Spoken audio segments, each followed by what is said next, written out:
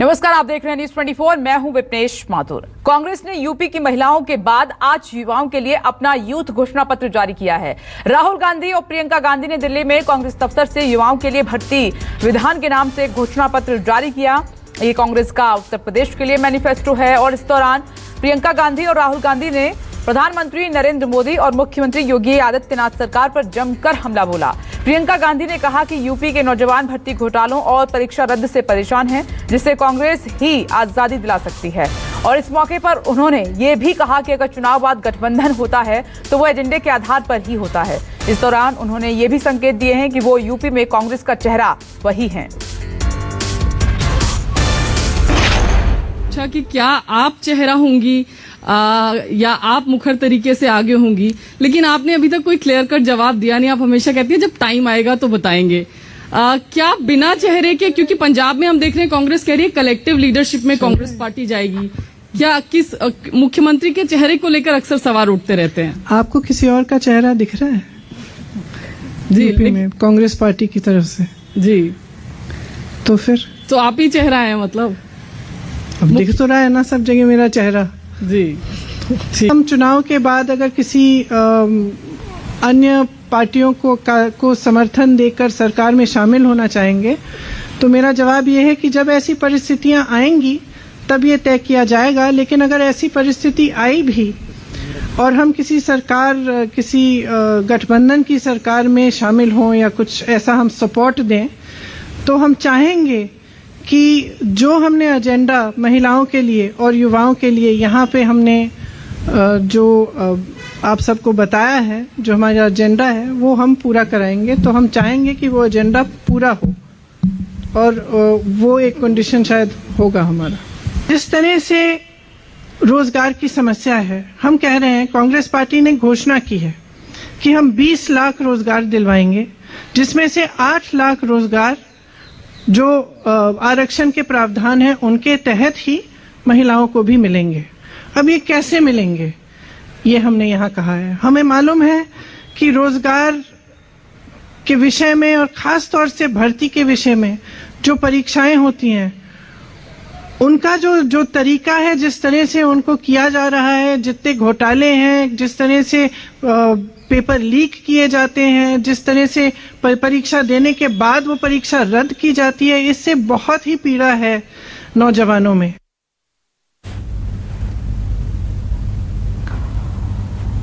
और उधर राहुल गांधी ने कहा कि 2014 में जो विजन मोदी लेकर आए थे वो पूरी तरीके से फेल हो चुका है और देश में बदलाव के लिए यूपी में बदलाव बेहद जरूरी है।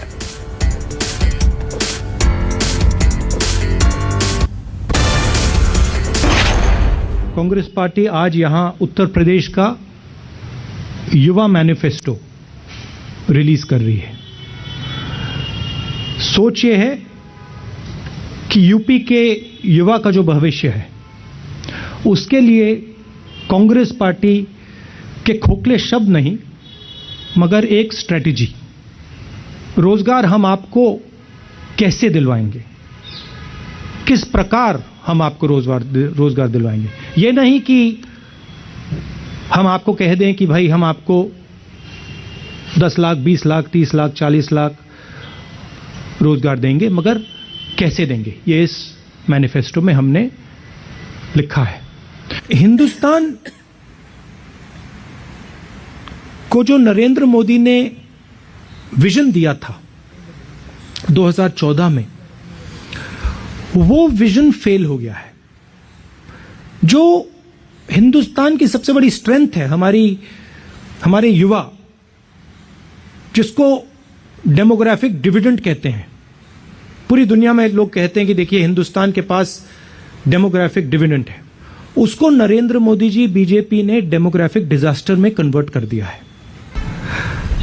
यूपी में चुनाव है और यूपी के युवाओं को एक नए विजन की जरूरत है और कांग्रेस पार्टी, सिर्फ कांग्रेस पार्टी उत्तर प्रदेश को यह विजन दे सकती है। हम नफरत नहीं फैलाते हैं, हम लोगों को जोड़ने का काम करते हैं और जो युवाओं में कॉन्फिडेंस है, जो युवाओं में शक्ति है, उस शक्ति के साथ हम एक नया उत्तर प्रदेश बनाना चाहते हैं। प्रभाकर मिश्रा इस वक्त हमारे साथ मौजूद हैं। प्रभाकर, पहले मैं प्रियंका गांधी की जो स्टेटमेंट है उस पर सवाल पूछ रही हूं। पहले प्रियंका गांधी उत्तर प्रदेश में कह रही थी अकेले दम पर सरकार बनाएंगे, अकेले दम पर चुनाव लड़ेंगे, लेकिन आज वो कह रही हैं कि एजेंडे के हिसाब से हम गठबंधन करेंगे आफ्टर इलेक्शन।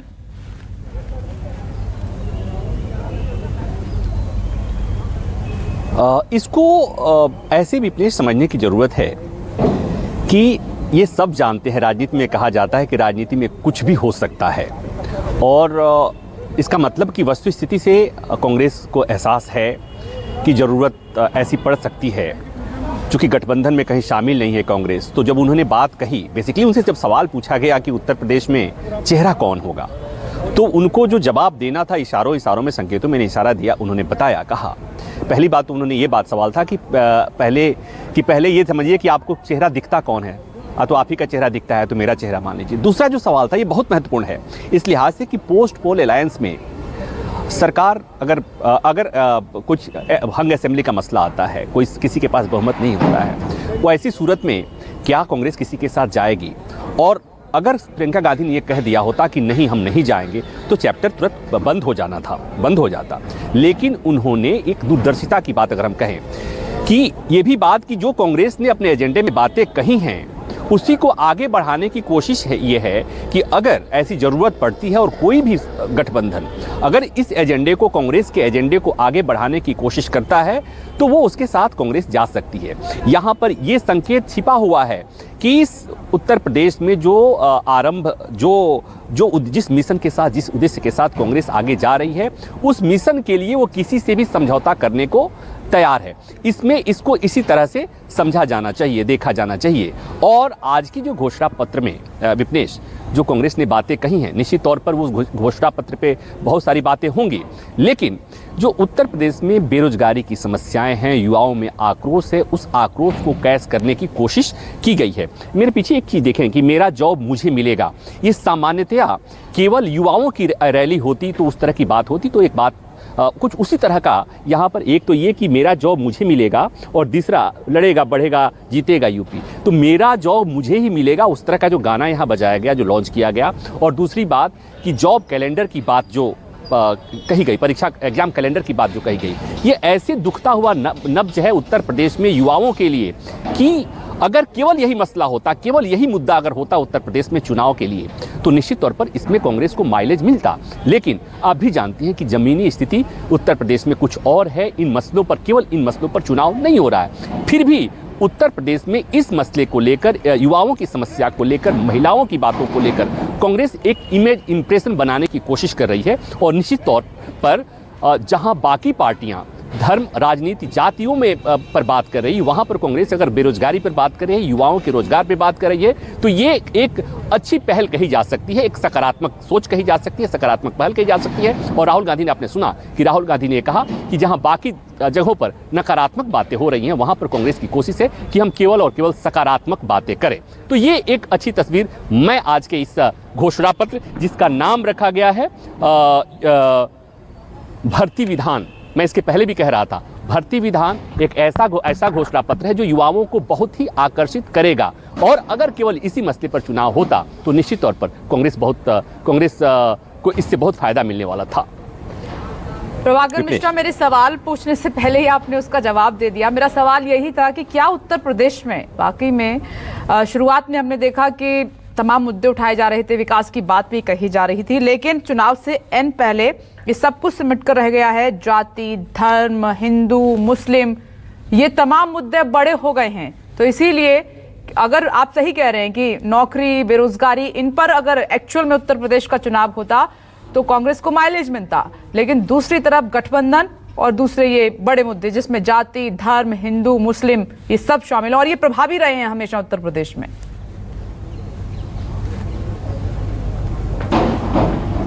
देखिए, इसको एक सकारात्मक राजनीति के तौर पर अगर हम देखें कि जहां पर सियासत केवल धर्म, राजनीति और जाति पर बटी हुई हो, जहां पर पार्टियां खुलेआम दावा कर रही हो कि हमारे पास 80% है, तो 80% और 85% में है यहाँ, मतलब एक पर्टिकुलर जाति को लेकर के, जातीय गठबंधन को लेकर या धार्मिक गठबंधन को लेकर जहाँ बातें हो रही हूँ, वहाँ पर अगर एक पार्टी ऐसी आती है जहाँ पर केवल और केवल युवाओं की बात हो रही है, महिलाओं की बात हो रही है, युवाओं के रोजगार की बात हो रही है, और उत्तर प्रदेश जैसे राज्य में जहाँ युवाओं के लिए एक बड़ी समस्या है, और उत्तर प्रदेश में एक चुटकुला चलता है कि यहाँ पर परीक्षा भर्तियों का क्या चरण होता है, कि किस तरह से पहले फॉर्म निकलता है, पहले उसके बाद प्री एग्जाम होता है, मेंस एग्जाम होता है, इंटरव्यू होता है, और उसके बाद मामला अदालत में जाता है, अदालत में भी एक प्रक्रिया फॉलो की जाती है। तो वैसे में अगर कोई पार्टी ये कहती है कि भर्ती कैलेंडर बनाएंगे, जॉब कैलेंडर बनाएंगे, रोजगार कैलेंडर बनाएंगे, तो इससे बेहतर कुछ नहीं हो सकता। लेकिन जैसा मैंने कहा कि जहां पर और तमाम कारक चुनावों को प्रभावित करते हों, वैसे में ये कारक काफ़ी नहीं है, ये प्रलोभन काफ़ी नहीं है, ये बातें केवल काफ़ी नहीं है।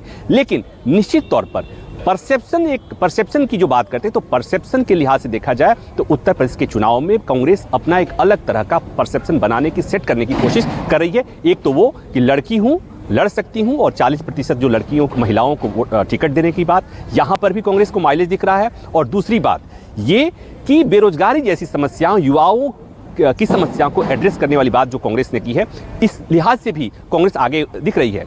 तो ये सीट पर इसका कितना असर पड़ेगा ये तो नहीं कहा जा सकता, लेकिन अलग तरह की राजनीति निश्चित तौर पर इस घोषणा पत्र के जरिए कांग्रेस साबित करने की कोशिश कर रही है। शुक्रिया प्रभाकर मिश्रा आपका जानकारी के लिए।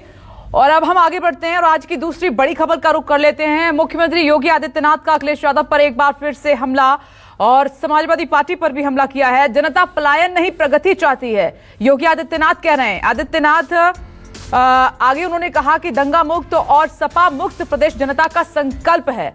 लोकतांत्रिक लोगों से लोकतंत्र विकास की बात हास्यास्पद है। ये देखिए ट्वीट, नए उत्तर प्रदेश की जनता पलायन नहीं प्रगति चाहती है। आगे लिखते हैं मुख्यमंत्री योगी आदित्यनाथ अपने ट्वीट पर कि दंगा मुक्त प्रदेश, सपा मुक्त प्रदेश जनता का संकल्प है। वो जनता को भी शामिल कर रहे हैं इस ट्वीट में। जनता जिनका मूल चरित्र ही अलोकतांत्रिक है, आपराधिक, वंशवादी हो।